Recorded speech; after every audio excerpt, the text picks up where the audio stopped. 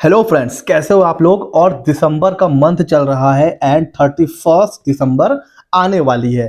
31 दिसंबर जिसमें सभी लोग सेलिब्रेट कर रहे होंगे हैप्पी न्यू ईयर।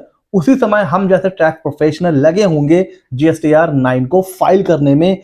जी हाँ फ्रेंड्स, हमें पता है कि 31 दिसंबर जीएसटीआर 9 को फाइल करने की है लास्ट डेट। तो आज इस वीडियो में मैं बताऊंगा कि जीएसटीआर 9 की कौन कौन सी टेबल है जो मैंडेटरी है, कौन सी ऑप्शनल है, हमें कहां पर कौन सी डिटेल यहां पर हमें एंटर करनी है। ऑल्दो हमने जीएसटीआर 9 के ऊपर एक पूरा कंप्लीट कोर्स डाला हुआ है अपने चैनल पर। अगर आप उस पूरे कोर्स को करना चाहते हैं और एक्सपर्ट बनना चाहते हैं तो बिल्कुल फ्री ऑफ कॉस्ट वो कोर्स पड़ा हुआ है। लिंक जो है वो डिस्क्रिप्शन में है, आप वहां से पूरा कोर्स देख सकते हैं। आज हम इस वीडियो में ये देखेंगे कि क्या क्या चेंज हुए हैं जीएसटीआर 9 में और हर टेबल का अलग अलग क्या मतलब होता है। सबसे पहले देखिए, जब आप जीएसटीआर 9 पर आएंगे ना तो आपके लिए रिकमेंडेड क्या है, बल्कि मैंडेटरी है, आप जीएसटीआर 1 को यहां से डाउनलोड कर सकते हैं एंड 3B को डाउनलोड कर लीजिए। इन दोनों को आप डाउनलोड कर लीजिए बिकॉज ये आपको आगे चलकर जीएसटीआर 9 की फाइलिंग में बहुत ज्यादा हेल्पफुल होने वाले हैं। अब आइए वन बाय वन सारी टेबल को हम लोग डिस्कस करते हैं। सबसे पहले है टेबल नंबर 4। ये है सेल टर्नओवर की टेबल। यहां पर डेटा 3B से आता है नहीं। हमेशा ध्यान रखिए, जो जीएसटीआर 9 की टेबल नंबर 4 है, यहां पर जो डिटेल आएगी ना टर्नओवर या सेल की, वो आती है आपकी जीएसटीआर 1 से। 3B से नहीं, जीएसटीआर 1 से आती है। तो ये जो अभी आप सेल देख रहे हो यहां पर, ये जीएसटीआर 1 से आ रही है। अच्छा, अब यहां पर अगर आपको कुछ चेंज करना है, लेट सपोज 3B में आपने टैक्स पेमेंट कर दिया है बट जीएसटीआर 1 आपने अमेंड नहीं किया है, तो आपके पास यहां पर चांस है कि जीएसटीआर 1 में आप सेल को जो है अमेंड करके जो भी आपकी सही है जीएसटीआर 1 वो अमाउंट यहां पर फिल कर सकते हैं। लेकिन लेकिन लेकिन मैंने पहले भी कहा है, अगर जीएसटीआर 1 या 3B में कोई भी मिस्टेक हो जाती है तो आप उसके आने वाले जो मंथ है उसके जीएसटीआर 1 में उसको आप करेक्ट करेंगे, उसको आप चेंज या अमेंड करेंगे। जीएसटीआर 9 में आपको ये कोई करेक्शन का रिटर्न नहीं है, इसीलिए यहां पर हम लोग कोई करेक्शन नहीं करेंगे। बट फिर भी अभी 30 नवंबर जा चुका है, 3B में आप टैक्स पे कर चुके हैं, जीएसटीआर 1 में सेल कम आ रही है, तो यहां पर आप उसको चेंज कर सकते हैं। लेकिन इस लाइन को भी इग्नोर मत करिए। ये कह रहा है कि अगर आपने कोई भी मॉडिफिकेशन किया और वो 20% से मोर और लेस है तो एक रेड फ्लैग आ जाएगा for reference and attention. Means अगर आपने इस टेबल में चेंज किया और वो 20% या तो ऊपर है या नीचे है तो वो रेड हो जाएगा। रेड का मतलब ये, अब आपके पास चांसेस है कि नोटिस आ सकता है। तो इसीलिए अगर आपको कुछ चेंज करना था, आपको जीएसटीआर 1 में करना चाहिए था। अगर छूट गया तो यहां पर आप चेंज कर सकते हो, 20% से ऊपर भी कर सकते हो, बट वहां पर रेड फ्लैग वहां पर हो जाएगा। ठीक है, ये सारी चीजें जो भी डेबिट नोट, क्रेडिट नोट आपने आगे चल के अमेंडमेंट करने के बाद अगर सेल आपने इंक्रीज करी है या डिक्रीज करी है तो वो सारी चीजें आप यहां पर एंटर करने के बाद सेव कर दोगे। तो टेबल नंबर 4 ये है अपने लिए मैंडेटरी। ठीक है सर, चलते हैं अगली टेबल की तरफ। अगली टेबल है टेबल नंबर 5। ये भी मैंडेटरी है बट सबके लिए नहीं। ये टेबल कहती क्या है, हर वो outward supply it mean sale जिसके ऊपर कोई भी टैक्स पे नहीं हुआ है। कौन कौन सी? जीरो रेटेड, वो सेल जो एसईजेड में हो रही है, वो सेल जिस पर रिवर्स चार्ज है, सामने वाला पे कर रहा है, कुछ एग्जेम्प्टेड है, निल रेटेड है, नॉन जीएसटी है, तो वो सारी चीजें आपको यहां पर देनी है। तो अगर जो लोग एग्जेम्प्टेड, निल रेटेड, जीरो रेटेड अगर ये सेल करते हैं उनके लिए टेबल नंबर 5 तो मैंडेटरी है, अदरवाइज ये हो जाएगी ऑप्शनल। ठीक है सर, अब आ रही है बहुत ही इंपॉर्टेंट टेबल, टेबल नंबर 6। ये है डिटेल ऑफ आईटीसी अवेल्ड। अब यहां पर कंफ्यूजन क्या होता है कुछ लोगों को, सर ये जो आईटीसी आ रहा है ये क्या 2B वाला आता है? सर ये 2A वाला आता है? तो नहीं, 2A 2B में जो भी आईटीसी आ रहा है यहां पर उससे मतलब नहीं है। यहां मतलब है आपने 3B में कितना आईटीसी क्लेम किया है। तो 3B में जो भी आपने आईटीसी क्लेम किया है, अब उसका यहां पर बाइफरकेशन देना है आपको। देखिए 3B में जब हम लोग क्लेम करते हैं आईटीसी तो वहां पर हम लोग ये नहीं बताते हैं कि ये इनपुट सर्विस का है, इनपुट कैपिटल गुड्स का है या नॉर्मल इनपुट्स है, वहां तो हम लोग नहीं बताते हैं। उसका बाइफरकेशन हमें जीएसटीआर 9 में देना होता है। तो यहां पर हम बताएंगे कि भाई ये जो हमने 3B में आईटीसी क्लेम किया है वो एक्चुअल में इनपुट का है, इनपुट कैपिटल गुड्स का है या इनपुट सर्विस का है। तो ये हम यहाँ पर एंट्री करेंगे, सारा का सारा जो है ये इनपुट का है, तो ये हम यहाँ पर एंट्री कर देंगे। ठीक है सर, नीचे आते जाइए। उसके अलावा कौन कौन सा आईटीसी है? कुछ ऐसा भी इनवर्स सप्लाई होता है फ्रॉम अनरजिस्टर्ड पर्सन। आपने ऐसा भी आईटीसी क्लेम किया होगा जो रिवर्स चार्ज में आपने जीएसटी पे करा है, उसकी डिटेल यहां पर देनी है। उसके अलावा वो इनवर्स सप्लाई जिसके ऊपर रिवर्स चार्ज एप्लीकेबल होता है, उसकी आईटीसी यहां पर देनी है। कुछ इंपोर्ट ऑफ गुड का है वो आपको यहां पर देना है।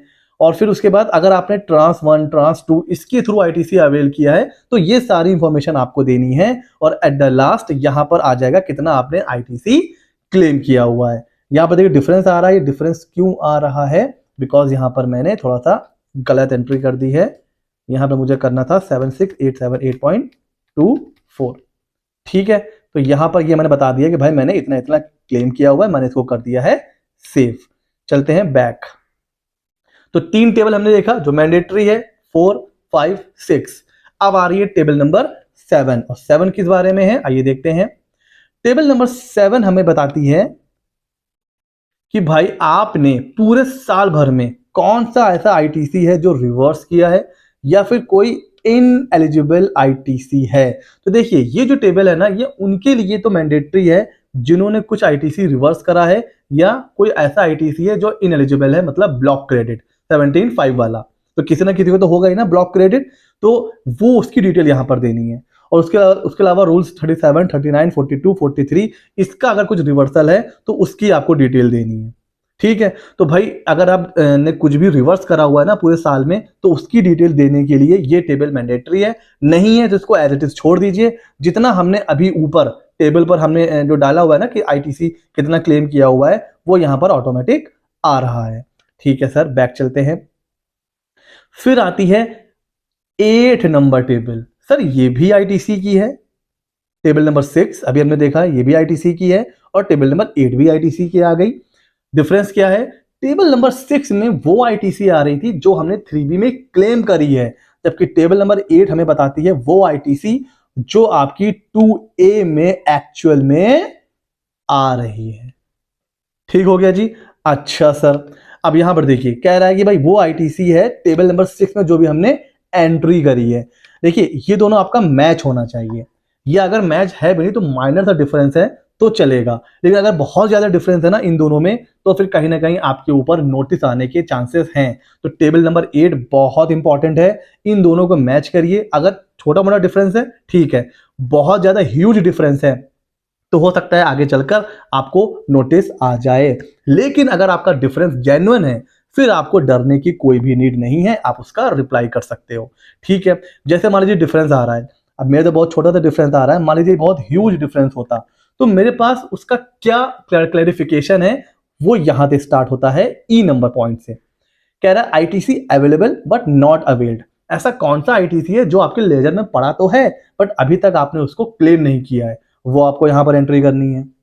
अच्छा, आईटीसी अवेलेबल बट इनएलिजिबल। हो सकता है 2A में कुछ ऐसा आईटीसी भी हो जो दिख तो रहा है 2A में बट वो इनएलिजिबल है, हम उस पर आईटीसी क्लेम नहीं कर सकते हैं, उसकी डिटेल यहां पर देनी है। कुछ हमने इंपोर्ट ऑफ गुड पे आईजीएसटी पे करा है, तो ये सारी चीजें यहां पर हम एंट्री करेंगे तो फिर जो डिफरेंस है ये मैच हो जाएगा। तो बेसिक रूल क्या है, ये दो टेबल अगर आपकी मैच कर रही है बहुत अच्छी बात है। छोटा बड़ा डिफरेंस है कोई टेंशन नहीं है, बहुत ह्यूज डिफरेंस है तो फिर आपको रिकंसाइल करने की नीड है। तो 2A को अपने 3B से या बुक से अगर आपको मैच करना बहुत इंपॉर्टेंट है जीएसटीआर 9 के लिए। और कई बार क्या होता है बहुत ज्यादा एंट्री होती है तो 2B को हम बुक परचेज से जब हम मैच करते हैं बहुत टाइम लग जाता है।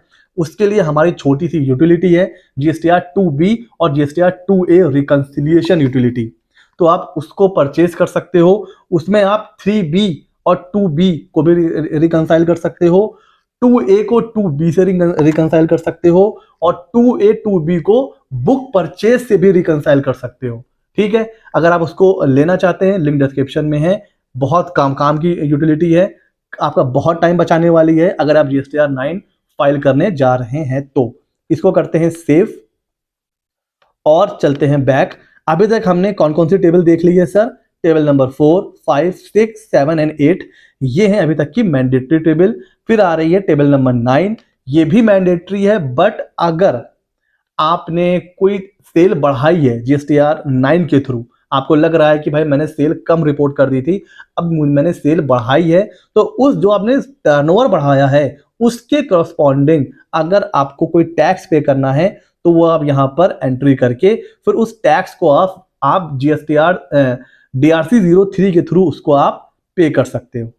ठीक हो गया जी। अगर सब कुछ सही है, जो भी पे करना था आप पे कर चुके हो, कुछ भी नहीं करना है, तो सिंपली इसको सेव करिए एंड वापस आते हैं जीएसटीआर 9 पे। तो अभी तक हमने 4, 5, 6, 7, 8 एंड 9, ये टेबल बहुत इंपॉर्टेंट है, बहुत मतलब एकदम मैंडेटरी है, इनको आप इग्नोर नहीं कर सकते हो।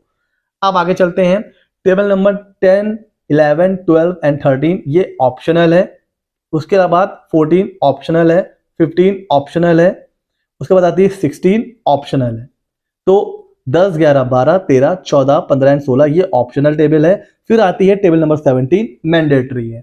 HSN वाइज समरी आपको देना है। जीएसटीआर 1 से ये ऑटोमेटिक आ जाता है। अगर आपने जीएसटीआर 1 में नहीं सही से रिपोर्ट किया है तो फिर जीएसटीआर 9 के थ्रू भी आप उसको रिपोर्ट कर सकते हैं। उसके बाद ये है टेबल नंबर 18, ये इनवर्ड सप्लाई यानी कि परचेज के ऊपर जो HSN समरी है वो आपको देना है, और ये भी क्या है, ऑप्शनल। फिर आती है सबसे लास्ट की टेबल, लेट फी। अगर कोई लेट फी आपके ऊपर एप्लीकेबल है तो ये जो टेबल है ये ऑटोमेटिक मैंडेटरी हो जाएगी, नहीं है तो फिर ये जो है आपके लिए मैंडेटरी नहीं है, ये भी ऑप्शनल हो जाएगी, इवन ये हाईलाइट भी नहीं हो रही है। तो आई होप अब आपके दिमाग में क्लियर हो गया होगा कि आपको किन टेबल पर फोकस करना है। कुछ लोग जीएसटीआर 9 के नाम से ही डर जाते हैं कि सर इतना लंबा रिटर्न है, समझ में नहीं आ रहा है कहां पर क्या हमें एंट्री करनी है। पहली बात तो दिमाग में बैठा लीजिए, अगर जीएसटीआर 1 और 3B आपने बिल्कुल सही फाइल किया है तो जीएसटीआर 9 को फाइल करने में सिर्फ 5 मिनट लगने वाले हैं आपको। अगर 1, 3B सब बिल्कुल सही से फाइल है, कुछ चेंज नहीं करना है, 3B, 2B, 2A सब मैच हैं, अच्छे से आपने पहले से होमवर्क कर रखा है, तो जीएसटीआर 9 को फाइल करने में सिर्फ 5 मिनट लगने वाले हैं। तो कोई बहुत लेंदी रिटर्न नहीं है, इसमें 99% चीजें ऑटो पॉपुलेटेड आती है, बस आपको वेरीफाई करना है। फिर नीचे आना है, सिंपली आपको कंप्यूट लायबिलिटी भी क्लिक करना है। कंप्यूट लायबिलिटी भी क्लिक करने के बाद फिर आपको नीचे आना है एंड प्रीव्यू कर लेना है एक बार, फिर प्रोसीड टू फाइल करना है। कुछ एरर होगी तो यहाँ पे बता देगा, जैसे ये कह रहा है you have made B2B supply during the year, तो इस नोटिफिकेशन के तहत you are required to report HSN detail at minimum 4 और 6 डिजिट। मैंने HSN को अभी यहाँ पर फिल नहीं किया है, तो ये एरर दे रहा है कि आपको HSN वाइज समरी देनी पड़ेगी। उसके बाद आप कंप्यूट लायबिलिटी पे जाओगे, प्रोसीड टू फाइल पे जाओगे, और EBC जैसे हम लोग जीएसटीआर 1, 3B फाइल करते हैं वैसे ही जीएसटीआर 9 भी आप फाइल करोगे। कुछ पेबल आएगा तो वो आप DRC 03 के थ्रू पे कर सकते हैं। ठीक हो गया जी। तो ये था जीएसटीआर 9 का ओवरव्यू। कैसा लगा वीडियो हमें जरूर बताइएगा। ऐसा ही इंटरेस्टिंग वीडियो के लिए CA Method 24 को सब्सक्राइब कर लीजिए। मिलते हैं अगले नॉलेजेबल वीडियो में।